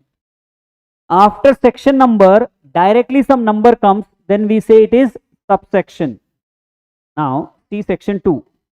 This is section 2, okay? After section 2, directly do we have this 1, 2, 3? No. There is some line, there is some sentence, there is some base, after which the number begins. So that is where we call it as what? Clause. So after section number, directly we have some numbers, that is subsection. No sir, some sentence there, like in this act, unless the context otherwise requires, they've written that line and then they are numbering, that is called as clause. Okay.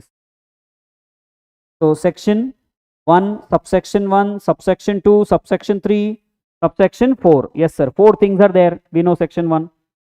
Title, extends to, applies to, commencement date, we discussed, no? Okay. Sir, but where is the title of this section? Here. Start, title, extent, commencement and application. Oh, they write it like this? Yes, in Bare Act you will find like this. That means it is in the margin. No, this is margin. So this is called as also marginal notes. What is it called as? So someone says, did you refer marginal notes? They're like, what? Nothing but he's saying title of the section. No sir, we are CMA students, we should not know this. God bless you.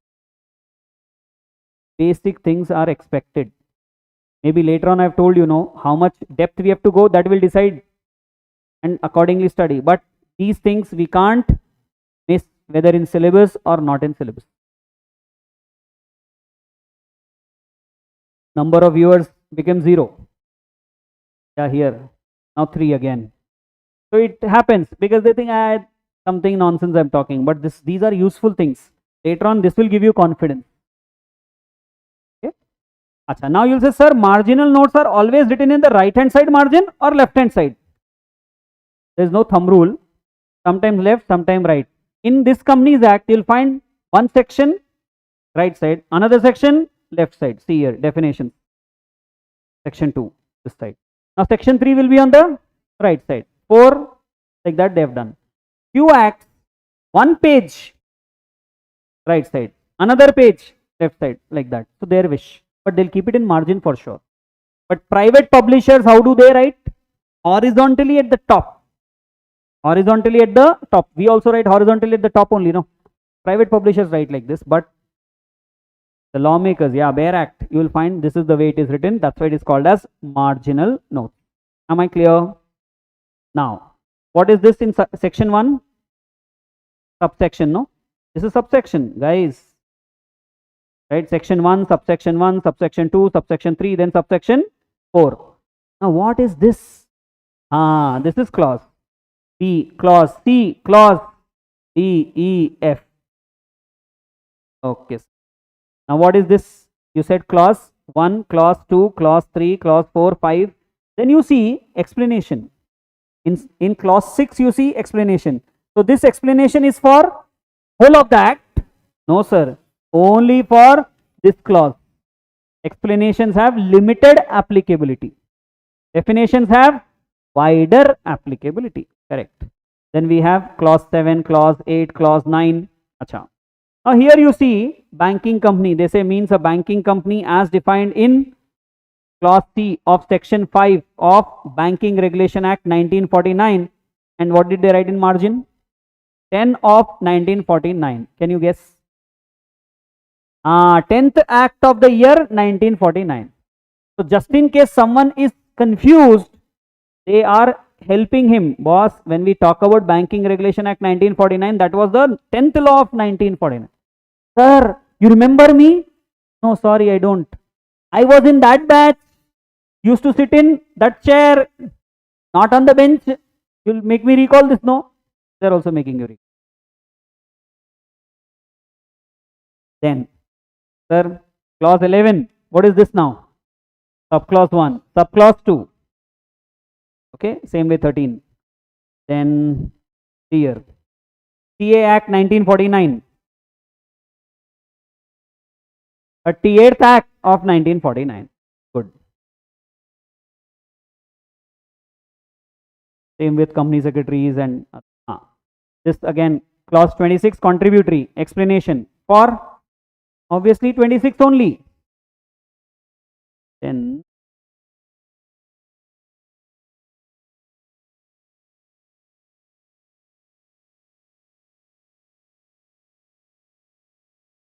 I'm searching for actually clause, subclause both, and not just there but beyond.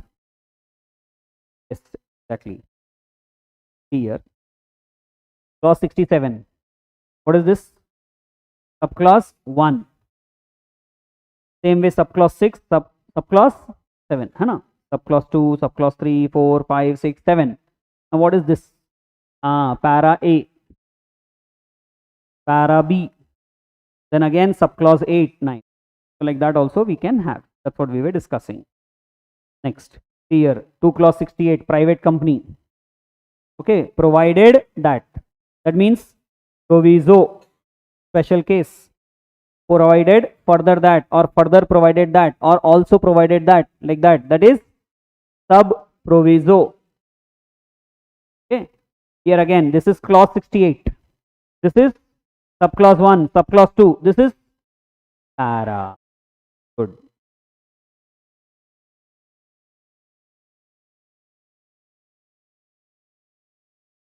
This you have anyways understood. Clause 85, or is there, but now this or was on which date? 30th August 2013. But in 2015 they issued removal of difficulties order, made this or as and.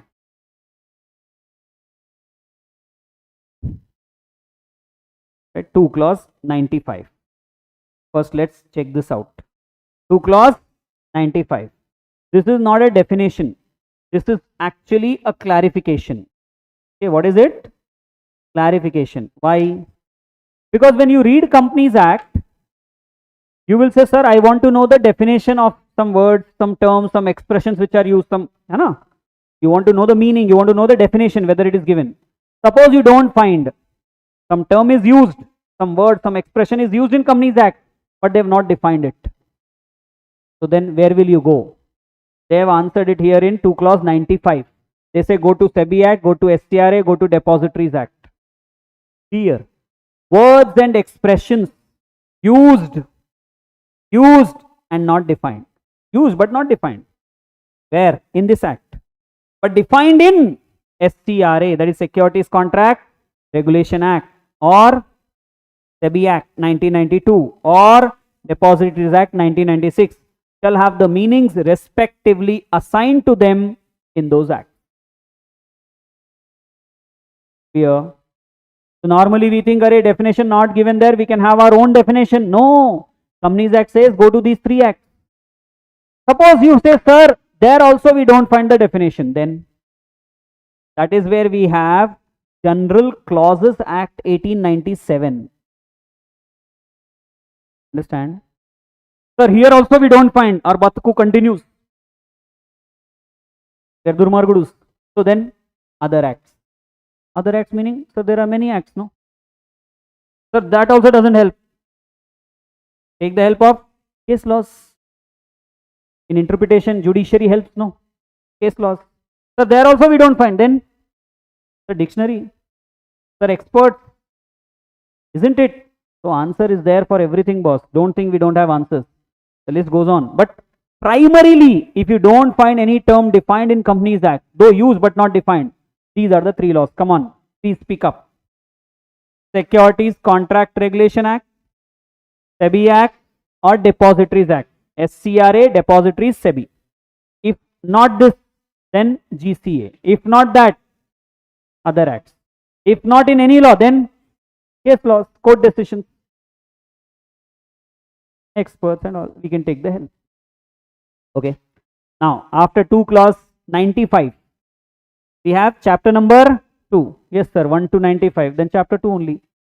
Incorporation and incidental matters. This is section 3. This is subsection. Very good. This is not clause. This is subsection. Directly number starts. What's the heading of, or what's the title of section 3? In the margin we'll see, no? Formation of company, written here. Right, sir. Then we have clause A, clause B, like that. Provided, see, one more thing. See here. Provided that. Provided further that. Provided also that. Provided also that. Provided also that. Oh, how many sub provisos? So is it a rule only one sub proviso? No. Here, then section 4, subsection 1, clause A, memorandum. 5 is articles. See here also you'll find clause, clause, clause, then subclause, subclause, then para, para B, like that. Right, guys? So I think you've understood what we wanted to show it to you. Now let's come back to the definitions. Now, sir, what is the CCP you have written? I want always in the class you guys to use this CC. Always context should be kept in mind. Uncle, uncle, uncle. You remember no Subhasini's example? Arey uncle, neighbor uncle. Yes, context matters. So context has to be kept in mind. Second thing, common sense we need, which is not common, but at least in this class I expect it will be common. Third thing, previous knowledge. Your school knowledge, your 11th, 12th knowledge, or your graduation knowledge, foundation, inter, cmainter, that knowledge also will help. If you keep these 3 things in mind, most of the things you will understand, answer. Okay.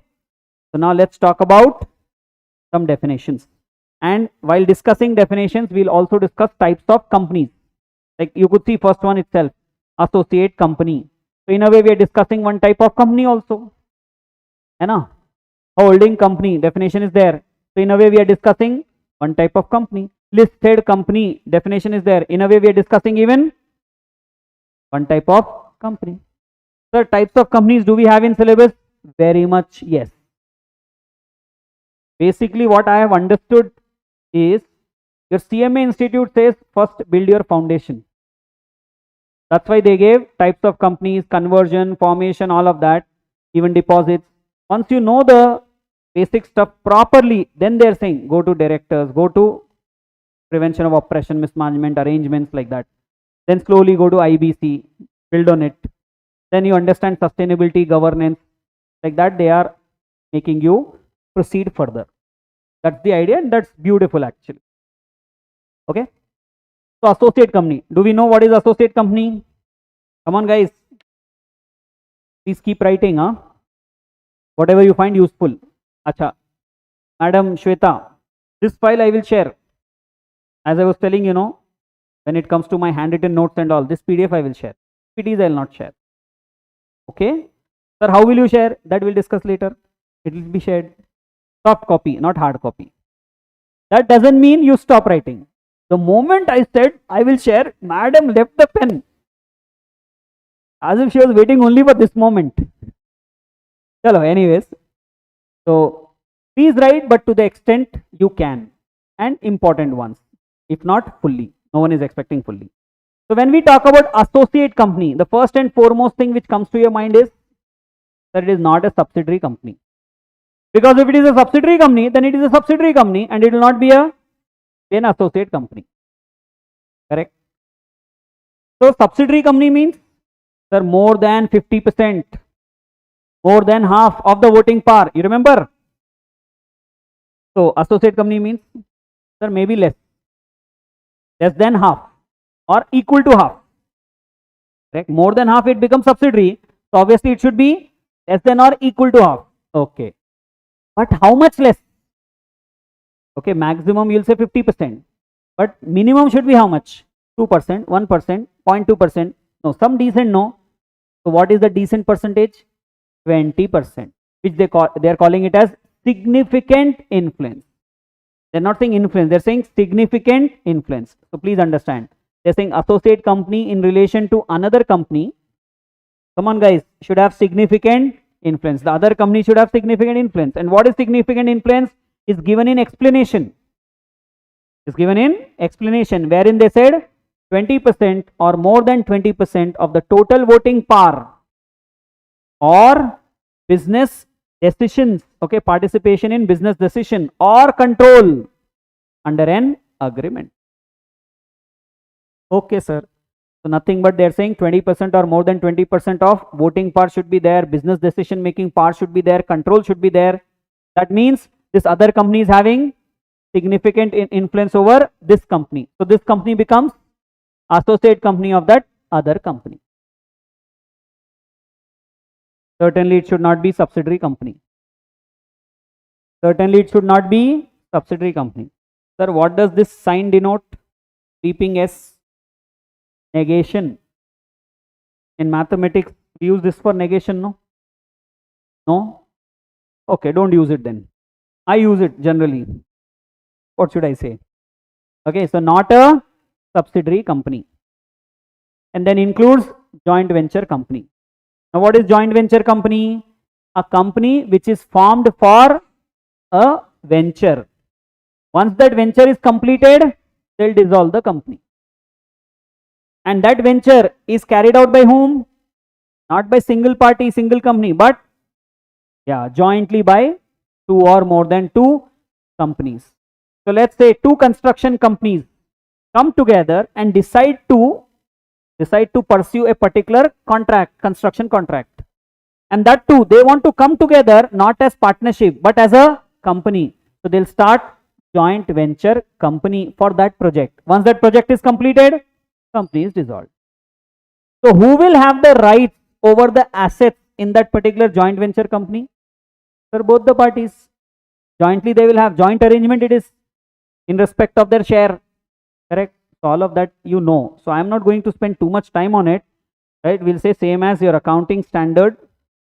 Okay, wherein we say means a joint arrangement. Parties have joint control. They have rights to the net assets of the arrangement. Clear? Come on. So tell me, what are the important things in associate company? That not a subsidiary company, but still significant influence. What is significant influence? Sir, at least 20% of the voting power or control or participation in business decision. Then, sir, includes joint venture company. Correct? Joint venture, sir, joint arrangement. Yes, right over the assets jointly. You understand? Now, suppose I say there is some company A which is associate company of company H. Then what do we call company H as? Understood what I said? This company A is there, which we are saying is associate company of company H. So what do I call company H as? Associate only. See, if this is subsidiary company, then what will we call this company as? Holding. And if this is the subsidiary of this company, then this is holding. Same way I asked, if this is the associate company, then associate of this company, then what is this company called as? Associate only. However, for our classroom discussion purpose, I will use the word investor company. Okay, I will use the word investor company. Why? In order to avoid confusion. Suppose I say associate, you will be like, in who holds significant influence? But if I say company A, company H, company A is associate, company H is investor company, you will understand, okay, company H is holding significant influence in company A. It will become easy for us to understand. So for classroom discussion, I repeat again, we'll use the word associate company, though we know, investor company, though we know we should be using associate company. Here, right, sir. So on the basis of control,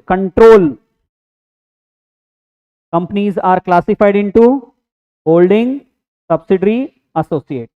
So we have discussed associate. So minimum percentage holding 20%, maximum holding 50%. Correct? No? Minimum 20, maximum 50. 20 is also inclusive, 50 is also inclusive. Now let's talk about the next definition, next term. 1 minute. The circular also is important. Fiduciary relation is not considered for deciding the associate company relation. What is fiduciary relation? Trust and confidence, utmost good faith, uber mei fidei. Uber mei fidei. Foundation you might have read, no? Contract based on trust and confidence. That is fiduciary relationship. So if some company is holding 20% of voting power of other company, that too in fiduciary capacity, they are saying that will not decide or that will not result in the relation of associate company. Okay. Come on guys, trust, confidence, they are saying that way they will not consider. 20% voting power, 20% control. But if trust and confidence is the reason, that's not counted. Who said this? Circular said this. Okay. Same thing is there for subsidiary company also, if you remember. For subsidiary holding also we say fiduciary relationship is not considered. Next, board of directors or simply board. Board of directors or simply board. Where is it that it is defined? 2 clause 10. Sir, should we by heart this number? As such, no, but if you can, it will be good. Important ones I will tell you. So 2 clause 6 important. Same way 2 clause 10, 2 clause 11, 2 clause 20, 2 clause 34. Wherever it's important, I will tell you. If possible, try to remember. No sir, I tried my level best, but still don't remember. No problem. At least remember the content. Associate company content you remember. Same way now board of directors. Board of directors or board means of company. That too, not one director, collective body of directors. That is what is called as board, no? Board means group. So please understand, this is collective body of directors of company, not some school or something, isn't it? So collective body of directors of company. Right? So what was important there? Sir, when we say board of directors, basically it is of company. So that has helped us with clarification. When we say board of directors, we are not referring to board of directors of a school or a trust. We are referring to company. Because in the context of Companies Act, it will mean company, no? Now director. Who's a director? Let me take an example. Sundar joins some company. After completing his CMA, joins the company as an associate manager. He performs exceptionally well. So 2 years, within 2 years, he becomes manager. Then further performs, senior manager he becomes, senior manager to associate director, then director, then senior director, then vice president, then president, then senior president. Like that, there is some hierarchy. So when he becomes associate director or senior director, does it mean he is a director under Companies Act also? Yes or no? The answer is no. The answer is no. Reason being, they say director means director appointed to the board. Did I say he got appointed to the board? No. I said he got promoted from senior manager to associate director to director. Did I say that he can attend board meetings? Did I say that he will receive notices of the board meeting? That means he might be a director as per company, but he is not a director as per Companies Act. This academy also will say we have a director. Does it mean he is director as per Companies Act? No. Director word is so common. Movie. In a movie, you'll say who's the director? His direction. So does that mean that movie's director is a director as per Companies Act? No, bhai. Director appointed to the board. Board of company. Board of company. Clear? Are you able to understand the relevance of definition? Every definition will not give you meaning. They'll give you clarification. That means they understand, that we understand that term. Or sometimes we understand but confused. They'll clarify. Or one term might have different meanings. They'll clarify which meaning to be taken. That's the idea. Now just tell me, if you don't read these definitions and start with the act, will you understand properly? No. Associate company, something is there. Director, something is there. We can't read like that. No, we have to know this properly. Okay, sir. So if I talk about this, Lallu, Panju, Chunnu, Munnu, who are these? Board of directors. Because I talked about all of them. And if I talk about only Lallu, director. Good. Next. Body corporate. 2 clause 11. Body corporate. 2 clause 11. Heard of it? In section 1 itself, we were talking about such body corporate as notified by CG in the official gazette. Companies Act can apply to that as well. So what do you mean by body corporate? Sir, corporate in body. Corporate in body? No, sir. If there is some body, there is some group, there is some association which is in corporate form, which is having separate legal entity, which is having legal personality, that is a body corporate. You agree? You agree or not?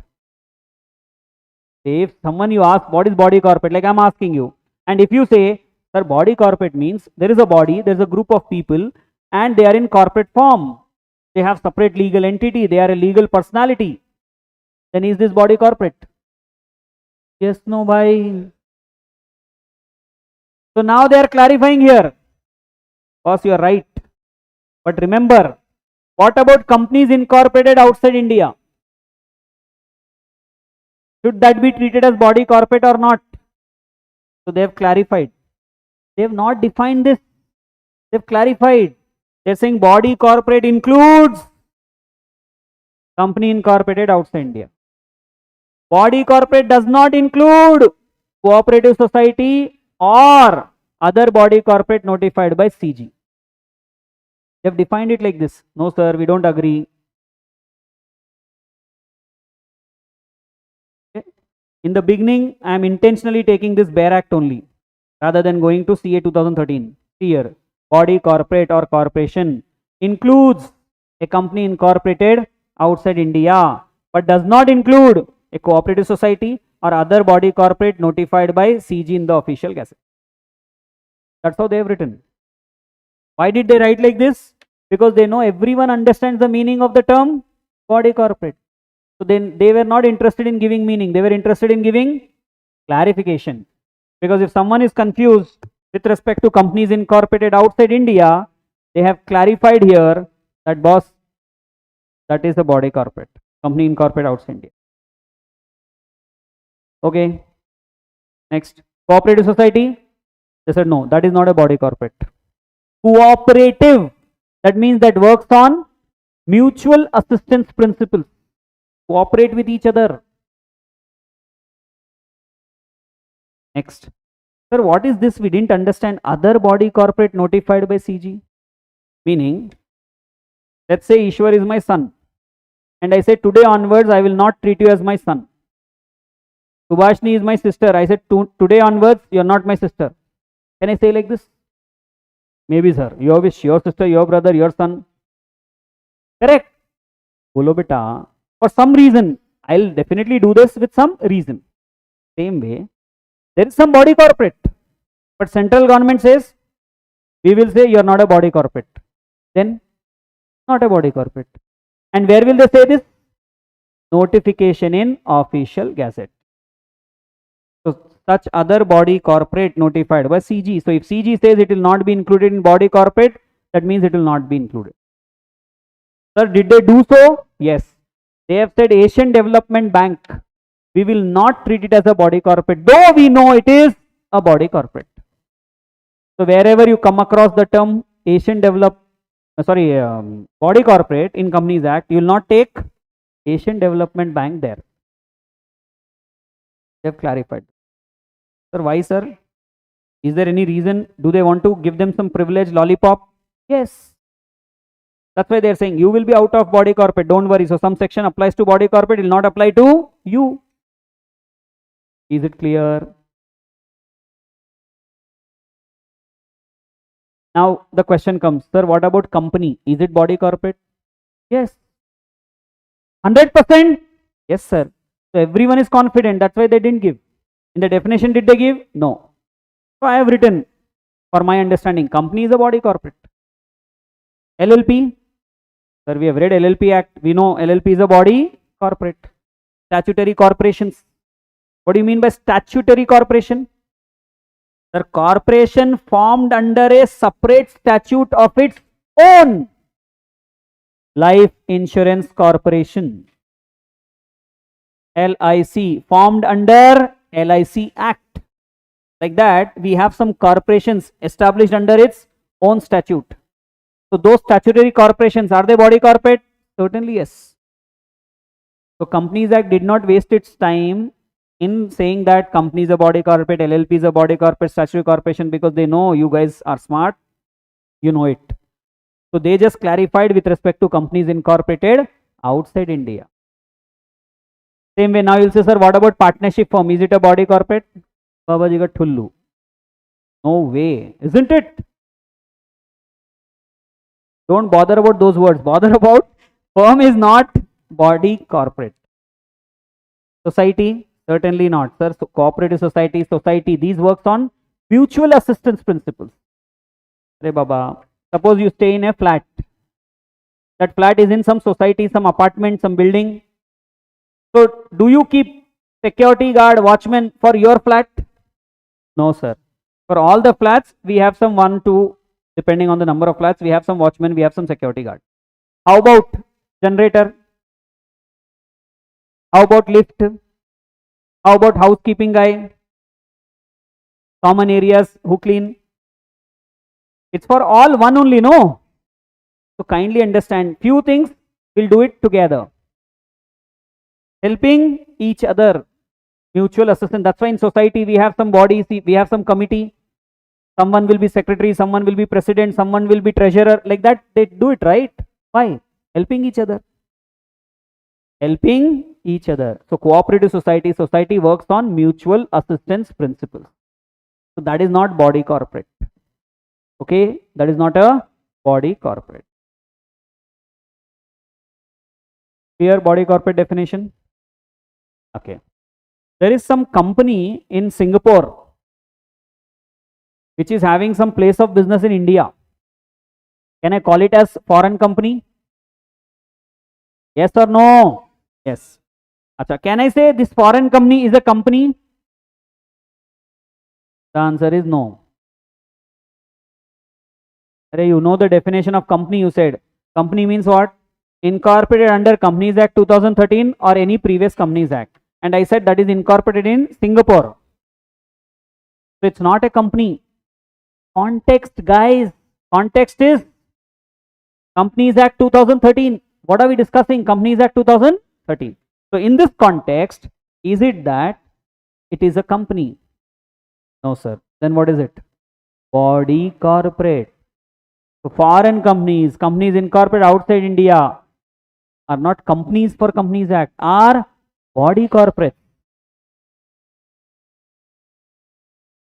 Member of your family, son in your family, son of your father. For us, student.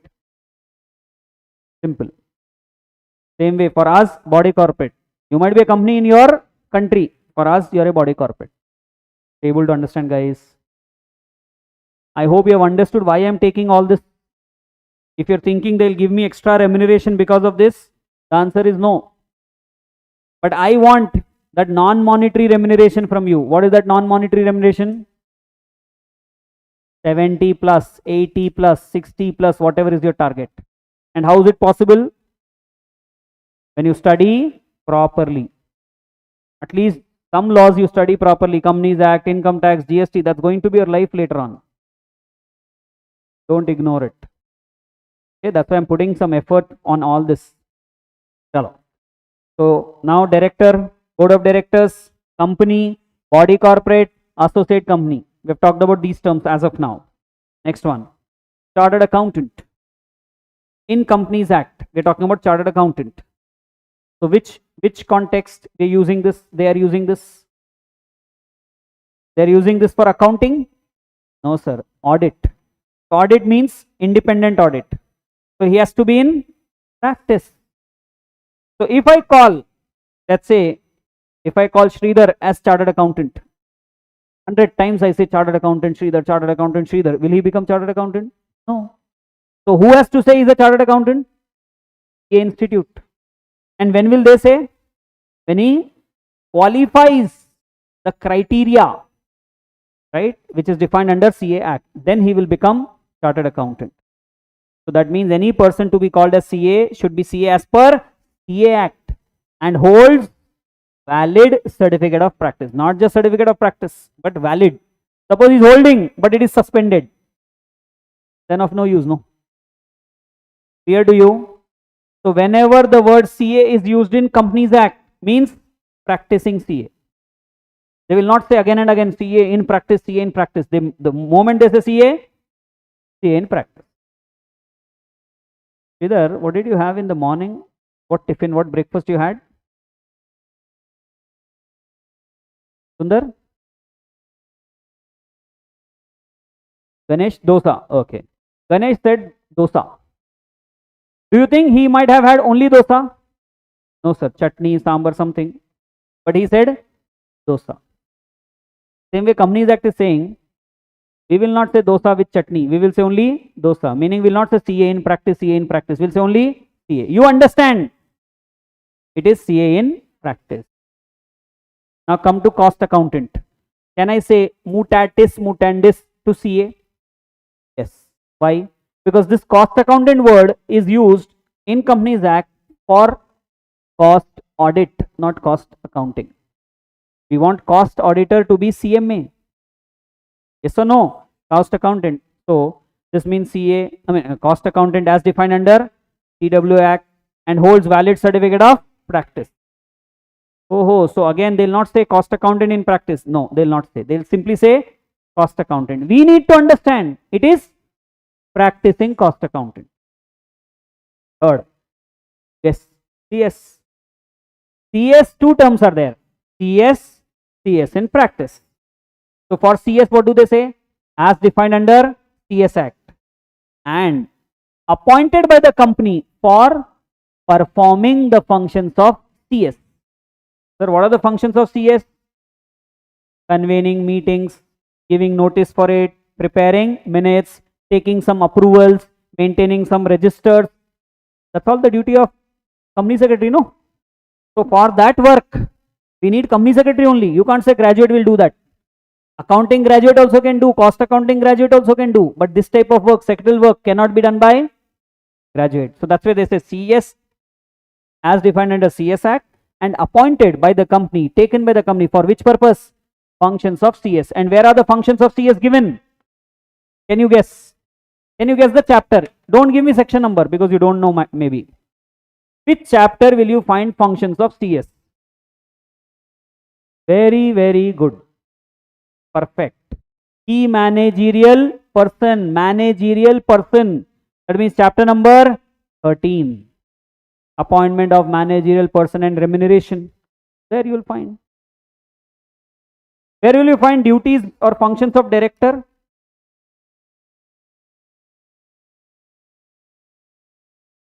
Very, very good. Those who said chapter 11, very good. You're absolutely correct. Appointment and qualification of directors. So there only we'll have duties also. See, as I've told you, it's important to know where to search. So if you can use your brains, obviously you will be able to search it well or earliest possible. Okay. Now CS in practice, sir, as defined under CS Act and holds valid certificate of practice. Acha. Now you understood CS in practice, you understood, but can you tell me in which context we have this? Like chartered accountant, we said in the context of audit, no. This in the context of cost audit, no. This for the functions of CS, no. This secretarial audit. Okay. Secretarial audit. Like how audit of financial statements takes place, audit of cost accounts takes place, same way audit of secretarial work also takes place. Secretarial audit. It's not for all companies. Can you guess for which companies we might have? Bigger ones, smaller ones? Obviously bigger ones. So listed, yes or no? Yes sir, listed companies compulsorily they say get the secretarial audit done. Right? Unlisted maybe bigger ones. That is how we can see. You may not know exact answer, but at least can someone say this is wrong answer? No. That is what we need to learn. If we cannot give the accurate answer, right answer, at least don't give the wrong answer. If you cannot help anyone, don't trouble him. Don't create problems for him. At least don't create problem. That also is a help. Same logic. Okay. So when they say CS, what will you understand? Holds valid certificate of practice? No sir. CS means CS, employee of the company basically. Whereas CS in practice means in practice, practicing CS. That means for secretarial audit. Clear to you? So I think time up now. We'll continue in our next session from here.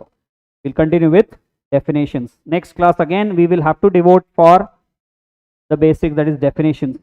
And once we complete that, then we'll go to your conversion formation and see what all we have covered. Because now when we are reading all this, no, in a way we are covering some provisions there also. Like types of companies will be covering. Okay. So thank you. God bless you all and see you all in the next session. My dear YouTube live students, bye to you as well. And in case you have any concern, any doubt, please put it in chat box. You.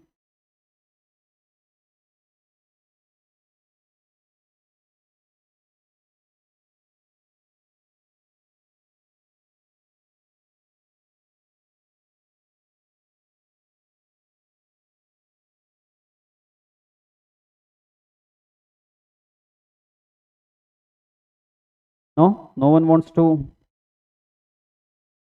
chat. No hi, no hello, no goodbye. Okay, no worries. Goodbye. Thank you. God bless you. Yeah, at least one boy responded. Yes, Subramaniam. Bye. Thank you, beta. God bless.